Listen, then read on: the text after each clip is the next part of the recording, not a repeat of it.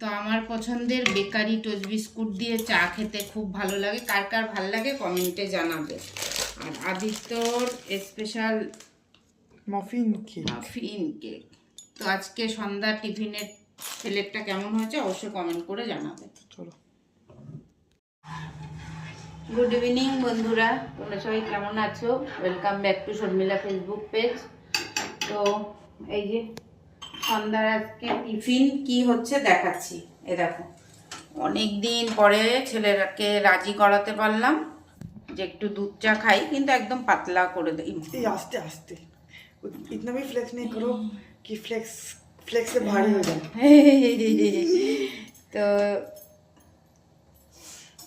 দেখতেই পাচ্ছ সুন্দর দুধ চা বানিয়ে নিয়েছি, পাতলা করে, বেশি গাঢ় করিনি।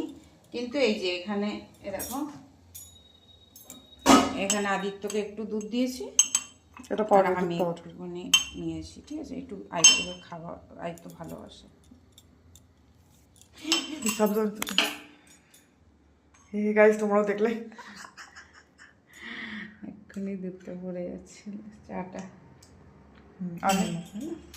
বলো। তো এই যে হয়ে গেছে, ছেঁকবো।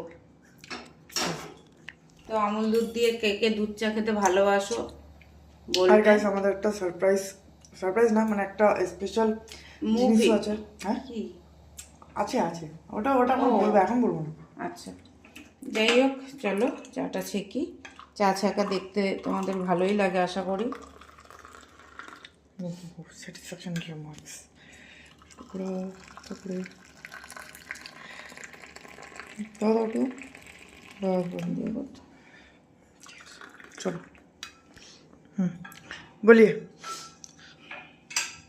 তো ওইটাই আদিত্যকে রাজি করালাম যে বাবা একটু দুধ চা খাই, ঠান্ডা বৃষ্টি হয়েছে বিকালে, তোমাদের সাথে শেয়ার করতে। বাইরে উঠোনে দেখলেই বুঝতে পারবে যে কিরকম বৃষ্টি হয়েছে। বেশি না, অল্প হয়েছে, কিন্তু বৃষ্টি হয়েছে আর হাওয়া দিচ্ছে, ঠান্ডা হয়ে গেছে ওয়েদার।